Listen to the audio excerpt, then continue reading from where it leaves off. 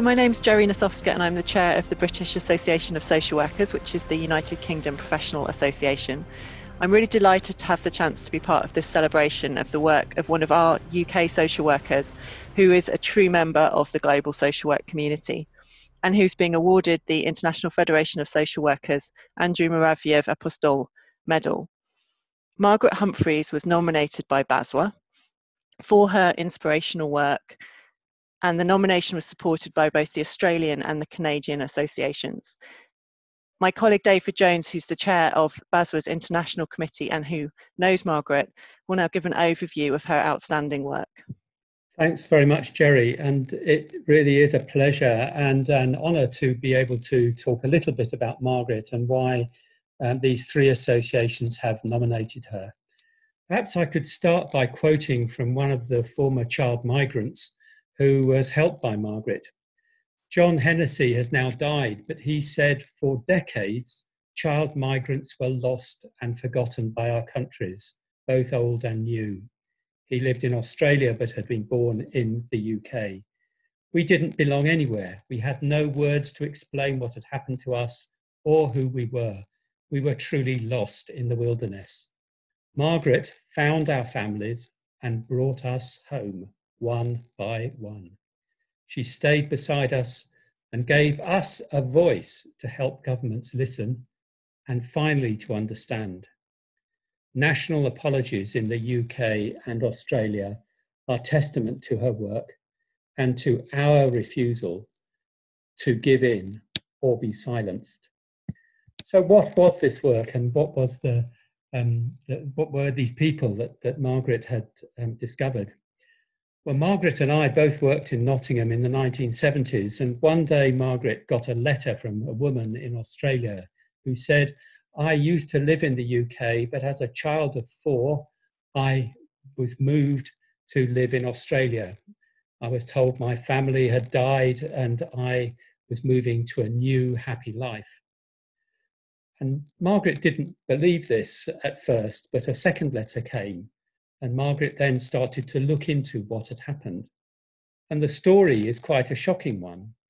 It is that hundreds of children, mainly from the UK, who were in care, were sent to Australia and to Canada and to New Zealand, and also to Zimbabwe, that was then called Rhodesia.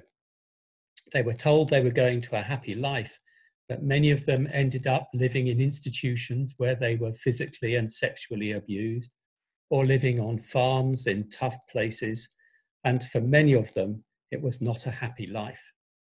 They were also told that their parents had died. In fact, for many of them, that was not true at all.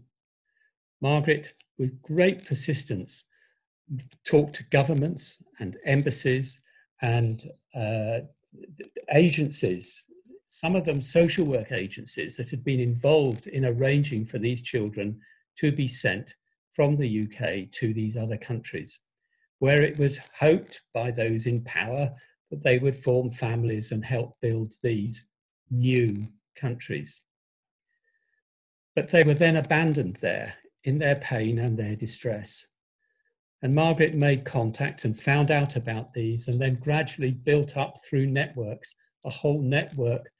And she got help from her local authority and from people in the UK and elsewhere to begin to develop the Child Migrant Trust, which is a charity, a non-governmental organisation that is set up to help these families. And she was able, through that work and through the networks and through her patient use of social work skills and her absolute determination that justice and fairness for these children was important, she was able to build this network and to put in contact lots of people with families that they thought they had lost, brothers and sisters and even parents. And she wrote a book about it, The Empty Cradle, and that was then turned into a film, Oranges and Sunshine. So I think Margaret is the only social worker in the world I know who has a full-length feature film made about her social work and all the work that she did.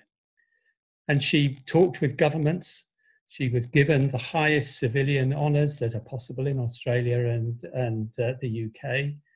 And she also spoke with prime ministers, and she was able to persuade them to apologise, and to apologise with a national apology that came with money to help them. So this shows the great social work skills of getting alongside people, building their trust, being reliable, making contacts, helping people to rebuild their lives and their identities. And of course, for some people, it came too late because their families had died and they never made that contact. So I think that Margaret, an ordinary social worker who found this problem by chance, but with her ethical commitment and her determination, built this international network. And it's for those reasons that we think that she is a worthy recipient of the Andrew Mouravieff Apostol Award. And we are very pleased to nominate her for this, and pleased that she has agreed to accept. And I look forward to hearing what she has to say, because she has some strong words for social workers about the importance of retaining those values, of never forgetting why we are in this profession and how we need to stand alongside people. Because at the end of the day, Margaret says, the people who need to have the opportunity to speak are the people whose lives are affected, who have their lived experience. And that is why we started with a quotation from one of the child migrants.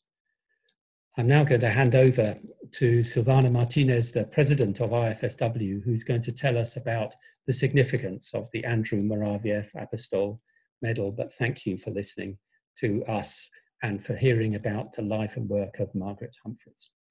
Llegó un momento muy especial para nuestra federación, que es el de hacer entrega en el marco de nuestra Asamblea Mundial del premio, la medalla Andrew Mouravieff Apostol. El doctor Andrew se desempeñó como secretario general de la Federación Internacional de Trabajadores Sociales desde 1975 hasta 1992, cuando decide retirarse. Tiempo después fue nombrado presidente honorario de nuestra federación por su destacada trayectoria, su compromiso con el trabajo social internacional, su increíble labor como secretario general de la FITS y como alto comisionado de las Naciones Unidas.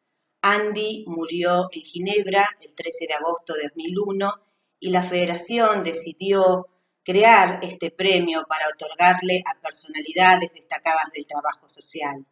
Hoy nuestra federación hace entrega a tan importante premio y reconocimiento a una trabajadora social que se ha destacado por sus enormes contribuciones al trabajo social internacional, en especial en el campo de la infancia y la problemática de los niños migrantes. Hoy tenemos la gran satisfacción y la gran felicidad de hacer entrega de este premio a Margaret Humphreys. Nuestro secretario general, el doctor Rory Truell, nos va a compartir la enorme y rica trayectoria y los invalorables aportes que ha realizado Margaret en su desempeño profesional y que hoy la hacen merecedora de la más alta distinción que la FITS otorga en esta Asamblea Mundial. Felicitaciones, querida colega, gracias por tus enormes y valiosos aportes. Estamos muy orgullosos de vos. Más que merecido reconocimiento. Congratulations. Thank you, President Silvana Martinez. Margaret, the nomination for IFSW's highest award came jointly from 3 IFSW country members, the British Association of Social Workers, the Canadian Association of Social Workers, and the Australian Association of Social Workers. This is the first time a nomination has come from 3 members to issue an award to one person. When the IFSW Global Executive received the nomination, it was absolutely clear to all and unanimously agreed that you would be an excellent recipient for this distinction. You have been awarded the Andrew Mouravieff Apostol Medal for your outstanding contributions to international social work over a long career, and in particular for your upholding of social work values and your own social work practice and global campaigning. The IFSW executive have noted that you qualified for social work in the 1970s, and whilst working in Nottingham at that time, you exposed the child migrant scandal, and were the inspiration behind the creation of the Child Migrant Trust, which has become your life's work and was the subject of the book and the film, Oranges and Sunshine. We note that you have always spoken proudly of your social work identity and upheld the values of the profession to the point of challenging large agencies and governments to face up to their past abuses and poor practices. We note that you have always stood alongside those that have benefited from your services, and you have offered and facilitated them to tell their stories and shape the global campaigning. Through this award, IFSW wants to thank you, Margaret, for your career in social work, for speaking up for and living social work values, and for your outstanding contribution to international social work. You are an inspiration to us all as a person totally committed to the social work profession and putting right the wrongs of past poor practice. Margaret, thank you so much. Right.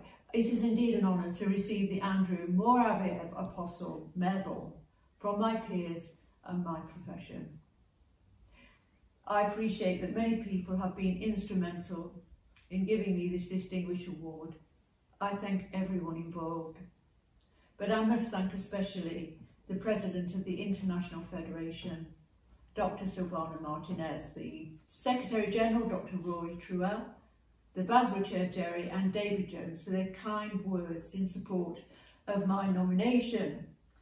I'd also like to thank all of those concerned in the professional associations of social work in Britain, Australia and Canada who endorsed my nomination too. This means a great deal to me and my colleagues. I accept this award most warmly on behalf of all the former child migrants and their families who have been the focus of my work since 1987, a long time.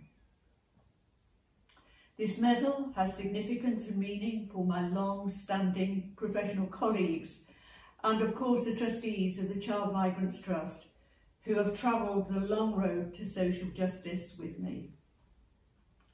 Indeed, we are yet to reach our destination or fully achieve the goals of truth and justice for former child migrants and of course their families too. We have come a long way though. Issues of historical child abuse are often a major challenge with no easy way forward and usually formidable obstacles ahead. We need, as a profession, to develop this growing field of practice and hold fast to our strong ethical principles to guide our work and our way forward. It has often been a steep learning curve for me. Indeed, my work has meant much involvement with prime ministers, politicians, policy makers, journalists and filmmakers too.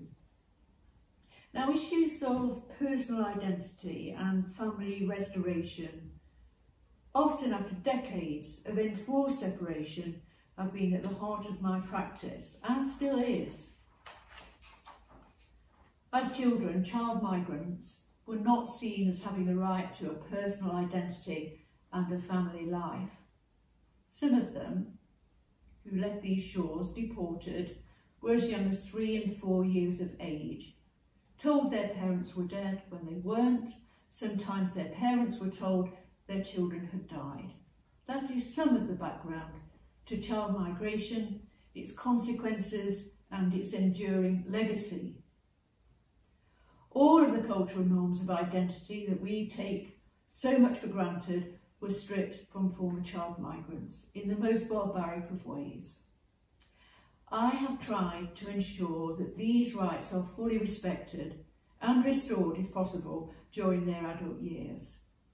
This has required advocacy with childcare agencies and governments, helping them to understand and face their troubled past. Many are reluctant to face up to their responsibilities, and so the pace of progress has been much too slow. Denial, as we know, often compounds the original abuse, which leads to delays and precious time being lost which cannot be restored. All over the world, too many have died without ever securing justice. And as we know, justice delayed is justice denied. As social workers, we need to work hard to change this, and we can. And I'm optimistic that we can if we stand with those whose lives have been damaged by official policy.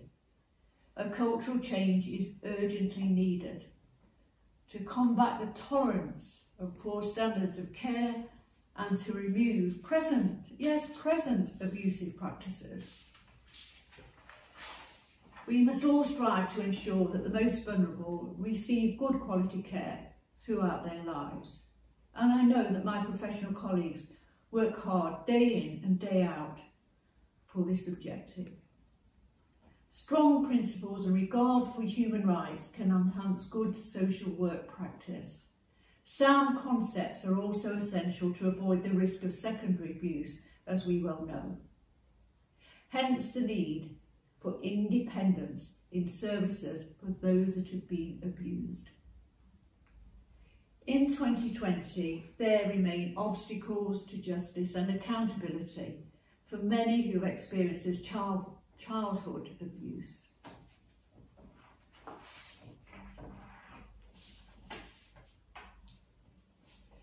However, there is a growing awareness by governments of their responsibility to all citizens, particularly those who are the most vulnerable in society. Restorative justice for adults abused of children within state care is an area of practice that requires specialist training, in my view. I can think of no other time when social work is needed more than today. We can be found, as we know, working with the most vulnerable, in war zones, in hospitals, in prisons, with those who are dying and those who are bereaved, with the homeless, with the stateless. We are often unseen in our work with individuals, but we must be heard if we are to play our part in the change so desperately needed in our world today. I believe social work today has a combination of ethics, of values, of energy needed to address its enormous professional challenges ahead. I encourage today's social workers to rise to the following challenges as I remain, as always, optimistic.